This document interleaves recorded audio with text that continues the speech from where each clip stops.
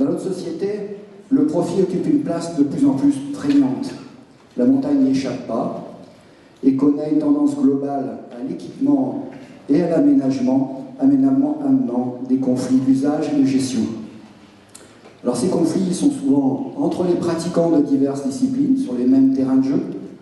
On se dispute les mêmes prérogatives avec les populations locales, qu'ils soient des propriétaires ou des riverains des terrains de jeu, et avec les défenseurs de l'environnement, souvent par de l'incompréhension. Et enfin, les modes d'accès à ces milieux se révèlent souvent inadaptés, tant en moyens de transport public qu'en aires de stationnement, ou bien encore en hébergement. Les pratiques se diversifient dans la montagne. On parle d'alpinisme, il n'y a pas que ça. Donc ces pratiques se diversifient et se heurtent à des obstacles de plus en plus sérieux.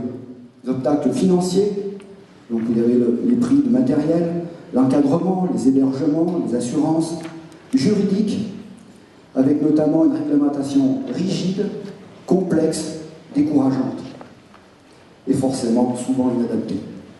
Culturelle et médiatique, par une très forte exposition des drames au détriment des bienfaits sociaux. Parce qu'il est évident, quand on parle de ça, on ne se rappelle jamais qu'on a aidé des gens à pratiquer, à vivre, et à vivre bien, correctement, au milieu de la montagne.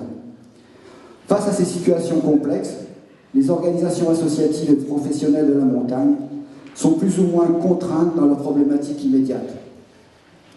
Ces organisations doivent en effet faire face à un certain désengagement de l'État, aux difficultés du tissu économique, à la hausse des coûts d'entretien des centres d'accueil, et j'en passe, la liste est très longue. Elles ont donc quelques difficultés à travailler en concertation avec les multiples décideurs publics et les autres acteurs de la montagne. Le constat posé, il nous faut maintenant examiner ensemble les évolutions nécessaires pour une vision d'avenir du terrain de jeu montagnard. Je vous remercie.